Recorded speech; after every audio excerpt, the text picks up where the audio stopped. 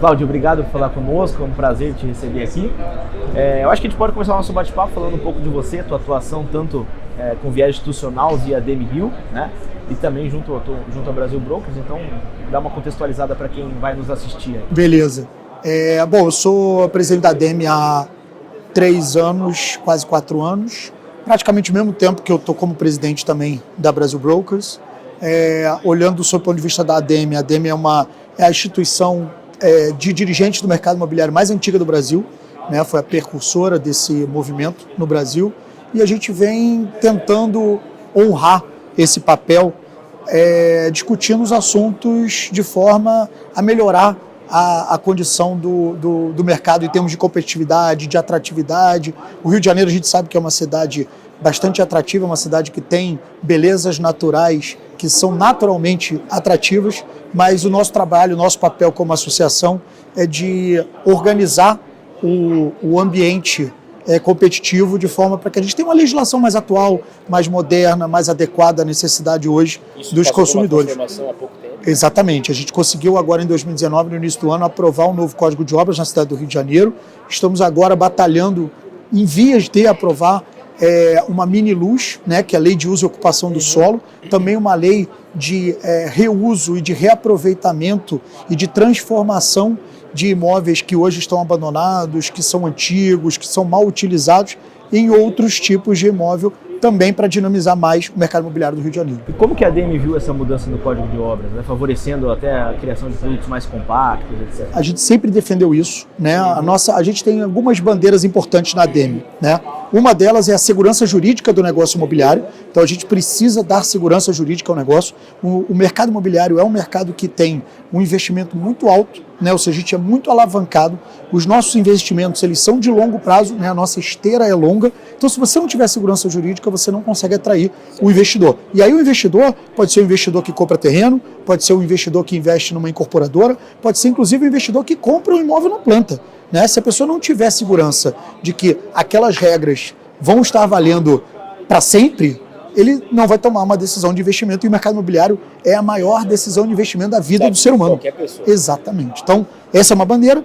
E a outra bandeira que a gente sempre fala é o seguinte: o mercado é soberano. Então, o mercado é que tem que ditar regra, não é o poder público. Então, você não pode fazer um empreendimento com um número de vagas ou um tamanho determinado porque a legislação te obriga. Você tem que fazer aquilo que o mercado vai consumir. Então, se o mercado hoje quer um imóvel compacto, você tem que ter a possibilidade de fazer um imóvel compacto. Se o mercado hoje não quer comprar um imóvel com vagas, você tem que ter a capacidade de executar um imóvel sem vaga. Você não tem que... consumidor, né? Exatamente, o mercado é soberano. Então essa bandeira nossa é que norteou a discussão do Código de Obras, tem norteado também hoje a Lei de Uso e Ocupação do Solo, porque no final do dia o Estado ele tem que se preocupar com questões básicas que são segurança, educação e saúde. Exatamente. O resto ele não tem que se meter. Essa é a nossa visão, e o que a gente fez com o Código de Obras e tem tentado fazer cada vez mais no Rio de Janeiro é que a legislação seja flexível de uma forma que a gente possa produzir os empreendimentos de acordo com a demanda da sociedade. A sociedade mudou, as famílias mudaram, diminuíram, o consumo, o modo de consumo mudou, então o mercado imobiliário ele precisa acompanhar essa mudança. Legal. E como você entende o Código de Obras, o novo Código de Obras, como um catalisador nessa retomada do Rio? Como que vocês têm visto isso? Com certeza, a gente hoje já tem inúmeros empreendimentos que estão em fase de aprovação ou até já aprovados e recém-lançados que se adequaram ao novo Código de Obras. Então, tem performado bem? Tem, até porque o novo Código de Obras conseguiu viabilizar empreendimentos em lugares que antes você não conseguia viabilizar, porque a necessidade de vagas, o tamanho mínimo de unidade, impossibilitava de você fazer um empreendimento naquele terreno. Com o novo Código de Obras, as empresas retornaram os estudos em alguns terrenos que antes não eram viáveis e exatamente se tornaram novamente viáveis. Então a retomada de lançamento já é perceptível. Não tenha dúvida, não tenha dúvida. E eu acho que isso também coloca o Rio de Janeiro num patamar igual às grandes cidades do mundo, igual a São Paulo, né, que sempre foi uma cidade de tendências, né, onde a gente sabe que é uma cidade cosmopolita, como sempre foi vanguarda. Então, assim, o que a gente vê é que, no fundo, você precisa se adequar a essa nova realidade. E acho que o Rio precisava dessa modernização da legislação. E agora um Cláudio mais Brasil Brokers, como que você vê regiões mais propensas aí a uma retomada mais acentuada em termos de Rio de Janeiro? No Rio de Janeiro? Isso, você que está na ponta de venda. O que a gente está vendo hoje é que o mercado imobiliário de São Paulo retomou no último trimestre de 2017. O mercado imobiliário do Rio de Janeiro começou a retomar no último trimestre de 2018, com um ano de diferença. Se a gente segmentar o mercado imobiliário em 3 grandes blocos, Minha Casa Minha Vida Imóveis até 240 mil, SFH entre 240 mil e 1,5 milhão, e o SFI Imóveis acima de 1,5 milhão, o que a gente vê hoje retomando na cidade do Rio de Janeiro é o SFI, são os imóveis acima de 1,5 milhão. Por quê? Né? E essa é uma pergunta interessante, você fala assim, por que retoma os imóveis se efetivamente a gente continua tendo desemprego alto no Rio, continua tendo problema de renda? Porque esse é o imóvel daquela pessoa que tinha o recurso ou parte do recurso para adquirir, mesmo, né? E aí, quando ele vê um cenário de mais... a confiança do empresariado está ligado a essa retomada. Exatamente, é a volta da confiança, é uma estabilidade na economia, é uma estabilidade nos juros baixos, isso faz com que ele volte a ter confiança e volte a comprar. Ao longo da crise a gente vê muitas vezes uma pessoa aí, potencial compradora de imóveis acima de 1,5 milhão, querendo comprar, podendo comprar, mas é um diálogo meio moral, né? Minha empresa eventualmente não está rodando bem, minha pessoa física está bem. Então por que eu vou tirar dinheiro? Eu vou tirar dinheiro do banco que está me remunerando a 14% na Selic? Mas isso, né? Esse é o famoso índice de confiança do consumidor. Exato. Que a confiança não é algo tangível. A confiança é quando você olha para frente e fala assim, bom, as atitudes que estão sendo feitas me levam a entender que vai haver uma estabilidade, que vai haver uma segurança, que vai haver... E aí você então se torna mais confiante em fazer um investimento do porte, que é o investimento no mercado imobiliário. Então, voltando à tua pergunta, os imóveis que estão hoje retomando no mercado imobiliário do Rio de Janeiro começaram em 2018, no último trimestre de 2018, e vem se mostrando constante essa retomada agora no ano de 2019, são os imóveis acima de 1,5 milhão, que basicamente eles estão concentrados em todos os bairros da Zona Sul, e aí em todos, né, porque a gente às vezes fala de Zona Sul, não é só Leblon e Ipanema, né? Exatamente. Zona Sul também é Catete, também é Laranjeiras, Maitá, também é Flamengo, também é o Maitá, também é Botafogo, e a Tijuca, que a gente chama da Zona Sul, da Zona Norte. Então, a Tijuca ela é o bairro mais valorizado da Zona Norte, é um bairro que tem uma atratividade muito grande para o mercado imobiliário, porque ela é super bem abastecida de vias, de metrô, é próximo ao centro, é próximo à saída, né, vias importantes de saída e chegada da cidade. O custo-benefício ainda é muito bom. Então, assim, esse é o único bairro na Zona Norte que a gente vê efetivamente uma retomada, além dos bairros da Zona Sul. Então, isso é que hoje tem carregado... E Zona Oeste, como... A Zona Oeste ainda não retomou, né, assim... Quando eu falo retomar... Excesso de oferta também há um tempo atrás. Não tenha dúvida, né? Então, assim, a Zona Oeste sempre foi a campeã de lançamentos do mercado imobiliário do Rio de Janeiro. Naturalmente, na crise, também era campeã de estoque. Então, o que a gente está vendo agora é, sim, um consumo desse estoque, obviamente numa velocidade adequada à crise. Lembra que a Zona Oeste, tirando a Barra da Tijuca, quando você vai olhar para o restante da Zona Oeste, é grande parte do mercado esse segmento do SFH, que depende da volta do emprego e renda, por isso o consumo desse estoque não tem sido numa velocidade tão alta, mas assim que esse estoque terminar, naturalmente a Zona Oeste vai voltar, porque é o vetor de crescimento da cidade do Rio de Janeiro, natural. Eu queria que você citasse aqui exemplos pontuais, aí a gente falou um pouco sobre Parque Olímpico, como que você vê esse consumo dos imóveis deixados pela Olimpíada, o legado que a Olimpíada deixou para o mercado imobiliário do Rio de Janeiro, e do Porto Maravilha, que é um case de uma operação urbana consorciada gigantesca, né? O que rodou e qual a perspectiva agora de rodar? Tá, vamos começar então pela Ilha Pura, né? Que foi a Vila dos Atletas. Obviamente a Ilha Pura ela já seria um desafio natural para o mercado imobiliário pela quantidade de imóveis que estava sendo realizado, né, estavam sendo construídos ao mesmo tempo, né, são mais de 3.700 imóveis colocados a mercado ao mesmo tempo, e isso era uma obrigação na Olimpíada, né, não tem como você entregar parte da Vila dos Atletas, né, ou você entrega tudo, né? Ou você não entrega nada. Então o que eu digo é o seguinte, já seria naturalmente um desafio em termos de venda, você colocar mais de 3.700 unidades à disposição para venda no mesmo local.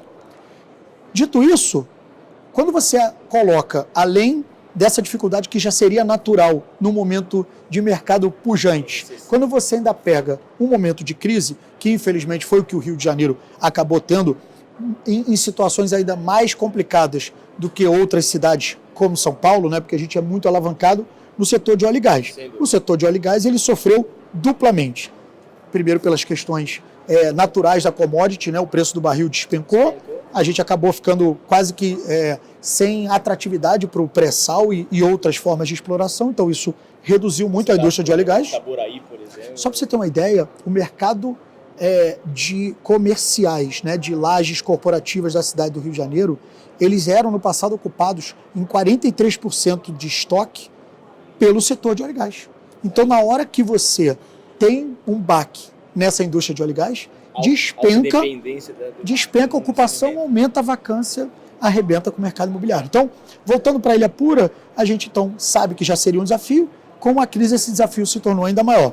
Hoje é um produto que está vendendo, ele vende em média quase 100 unidades por mês, é um excelente volume de vendas. A preços factíveis de mercado? Os preços eles tiveram que ser readequados a uma nova realidade, mas não importa, eu acho que assim, o produto residencial ele tem essa vantagem, né? O produto residencial, se você encontra um ponto de liquidez dependendo do momento econômico, ele vai vender, porque a habitação, a gente ainda vive num país que o déficit habitacional é estúpido. Ninguém inventou nada melhor que um teto para morar. É isso eu falo. Então, assim, enquanto a gente hoje tem piso, teto e parede, nada vai substituir essa relação do ser humano, principalmente aqui no Brasil, com a habitação. Exatamente. Você pode ter co-living, outras formas de viver. A forma de viver mudou, mas o piso, o teto e a parede continuam da mesma forma. Então, a Vila Olímpica, né, que é a Ilha Pura, tem esse desafio natural, mas acho que hoje ela já está numa situação muito melhor, né? Ou seja, ele equalizou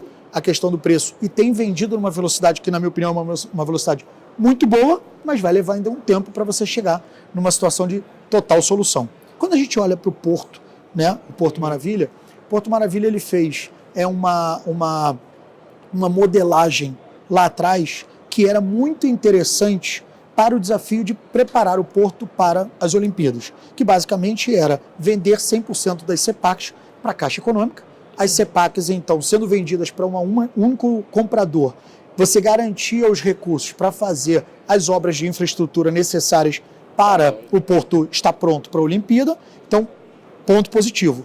O ponto negativo é que agora, na hora que você tem que vender as CEPACs, você infelizmente tem um monopólio da CEPAC. Então você só tem uma pessoa detendo a CEPAC, no caso é o FII Porto Maravilha, né, que é um fundo da Caixa Econômica, que acaba tendo mais dificuldade de negociar com o mercado. Exatamente. Então isso acaba atravancando um pouco o Porto. A gente já teve algumas reuniões com o pessoal da Caixa. Acho que hoje existe uma vontade muito grande do governo, né, tanto municipal, estadual e o federal, através da Caixa Econômica, em resolver essa situação, porque a solução do Porto ela passa necessariamente por uma flexibilização de todos esses... Exatamente, tem que ter, porque infelizmente a Caixa, na época, adquiriu a CEPAC por um valor que, ao rentabilizar pela proposta dele do fundo, você não consegue vender. Ao mesmo tempo, se ele não consegue vender, não vai ter nenhum empreendimento sendo executado. Então tem que ter uma equalização dessa questão, porque... Mas na tua leitura é mais uma questão de não ter performado aquilo que se esperava inicialmente, mais uma questão desse entrave burocrático do que de demanda? Não, é o seguinte, o Porto, que eu digo o Porto ele tem uma vocação natural para o mercado imobiliário crescer, né? Porque ele está do lado da Ponte Rio-Niterói, ele está do lado da rodoviária, está do lado do Santos Dumont, ele está do lado da Estação das Barcas, ele tem metrô, ele tem VLT, ele tem ônibus, ele tem tudo.